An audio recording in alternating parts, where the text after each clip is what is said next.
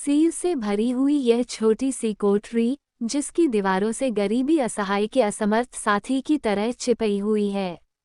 छत इतनी टूटी फूटी जैसे गिरने ही वाली हो। किसी जमाने में इसमें एक लैंप लटक रहा था, जिसका कंकाल मात्र आज भी टंगा हुआ है।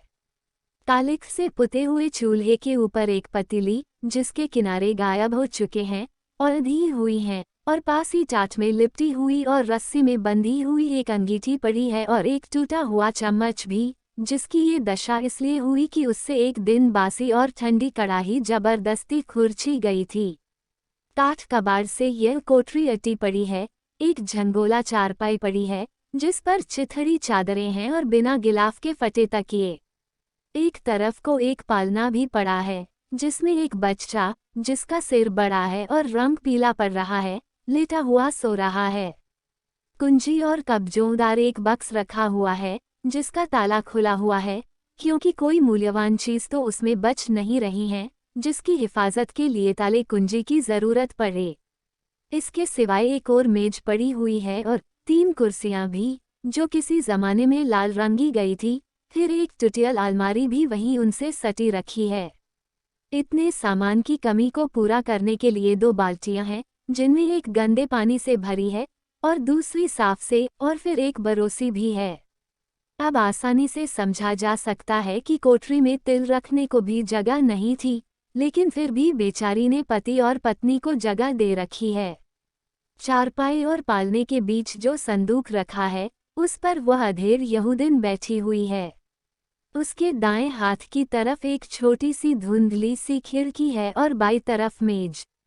वो हाथों में मोजा बुनती जाती है, पैरों से पालना हिलाती जाती है, और वह सामने मेज पर बैठा झूम झूम कर और गा गाकर जो तालमुद पढ़ रहा है, उसे सुन रही है। बीच बीच में कुछ शब्दों को वह खा जाता है और कुछ को जैसे जोर से बाहर खींच निकालता है, कुछ को बड़े मज़े में रांक रांक कर पढ़ता, और कुछ को ऐसे चबा जाता जैसे सूखी हुई मटर को।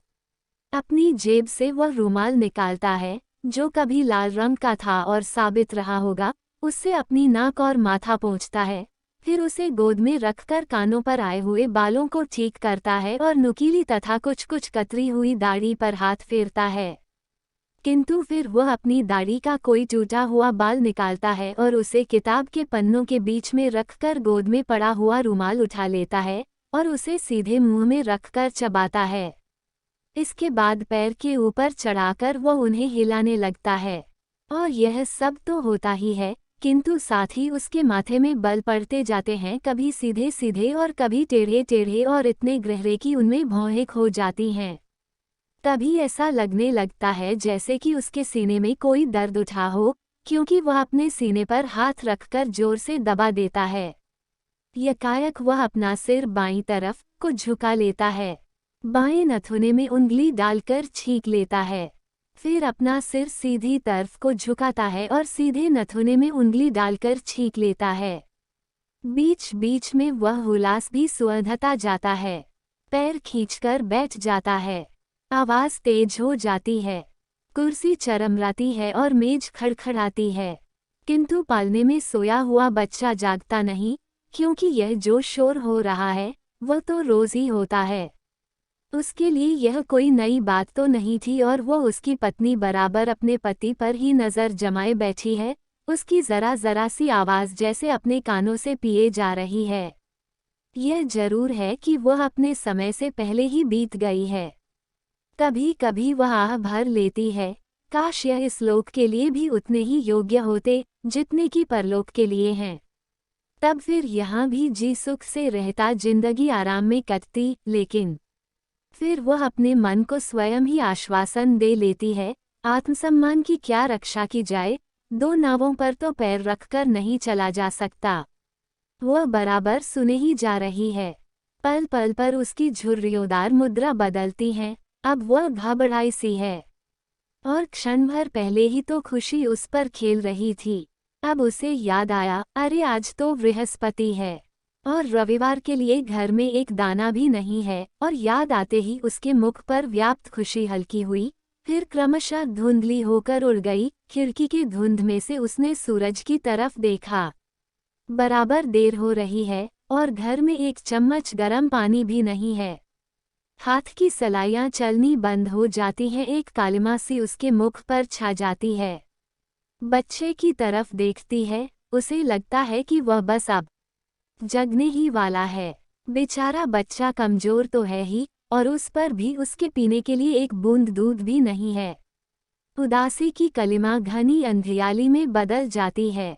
सलाइयां कांपती हैं और रुक रुक कर चलती हैं। और जब उसे यकायक ख्याल आ जाता है कि मियाद तो बीतने आई, पर उसके बुंदे और चांदी की मोमबत्तियां तो अभी गिरवी ही पड़ी हैं, संदूक खाली पड़ा है, लैंप भी बिक चुका है। तभी सलाइयां उसकी उंगलियों में हत्यारे की छुरियों की तरह चलने लगती हैं।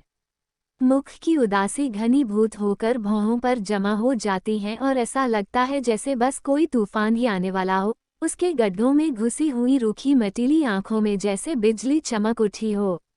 और वह बैठा पड़ता ही रहा, जैसा का तैसा। उसे कुछ पता नहीं कि इतनी देर में ही परिस्थिति में क्या परिवर्तन हो गया। वह नहीं देखता कि पत्नी ने मोजा बुनना बंद कर दिया है, उसका माथा व्यथा भार से दबा जा रहा है और मेरी ओर देख रही है, ऐसी दृष्टि से जो उसकी नस नस को हिला दे। नहीं देखता कि उसके ऊंट कांप रहे हैं, मुंह तमतमा रहा है। वो किसी न किसी तरह अपने को रोके हुई थी, फिर भी तूफान तो उसके अंतर से उमड़ा ही आता था और जरा सा अवसर पाते ही वह टूट भी पड़ेगा। और वह अपने धर्मशास्त्र का एक वाक्य बहुत खुश होकर पढ़ रहा था, इसलिए यह मतलब निकलता है कि वह आगे 3 कहने ही वाला था कि निकलता के जोर ने जैसे चिनगारी पैदा कर ही दी, तो पत्नी के दिल की बारूद को अब भड़का कर जला देने के लिए काफी थी। उभरती हुई बाढ़ को जो बोध अब तक रोके हुए था, उसको इस एक शब्द ने ही जैसे खोल दिया और वह बाढ़ छूट निकली सामने। जो कुछ पाया उसे निगलती हुई वह तीव्र गति से वह चली। निकलता है, तू कहता है निकलता है, तो निकल क्यों नहीं जाता जो नवाब बना बैठा है। गुस्से से उसकी आवाज भारी हो गई, फिर जैसे नागिन की तरह फुफकारती हुई बोली, निकल नहीं जाता। चुकती का दिन आ रहा है, आज बृहस्पति है, बच्चा बीमार है, दूध की बूंद नहीं है। हाय, उसकी आंखें आग उगलने लगी, चुसी और गड्ढे में धंसी हुई छातियां भभक उठी, सांसों में से झंझावात बरस पड़ा और वह पत्थर बना बैठा था। पत्थर खून जैसे सूख गया, सांस बंद हो गई। प्रेत की तरह अपनी जगह से उठा और किवाड़ों से लगकर खड़ा हो गया और पतली की तरफ मुंह किया तो देखा कि क्रोधावेश के मारे उसके हाथ और जीभ दोनों जड़वत हो गए हैं। उसने आंखें जरा मीची और रुमाल को दांतों से दबाया, जोर से सांस ली और तब बोला, सुन, तू जानती है पति सेवा के क्या मानी है? नहीं जानती, और पति के अध्ययन में विघ्न डालती है, हर वक्त उसे कमाई करने के लिए परेशान करती है। उफ, तू बता न, आखिर इन चिड़ियों के बच्चों को कौन खिलाता है? बोल न, चुप क्यों है?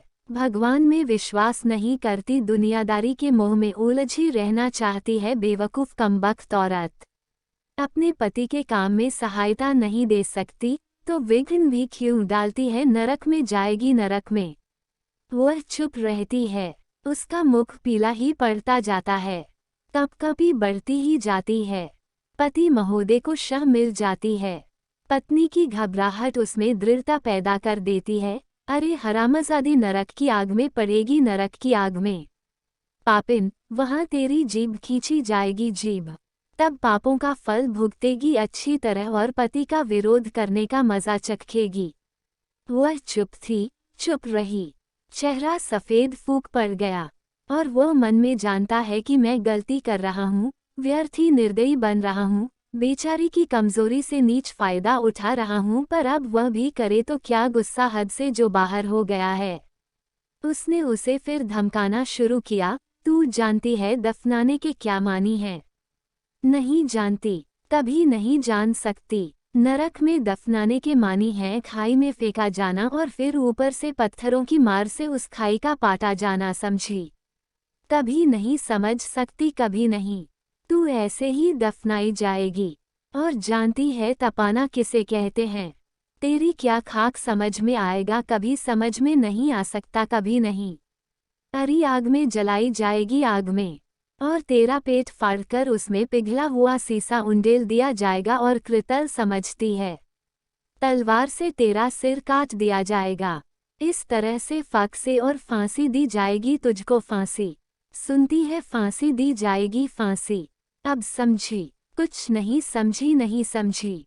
अरे कभी नहीं समझ सकती तू, कभी नहीं। पति का विरोध करने से यही चारों सजाएं मिलती हैं। और करेगी अब कभी जबान दराजी।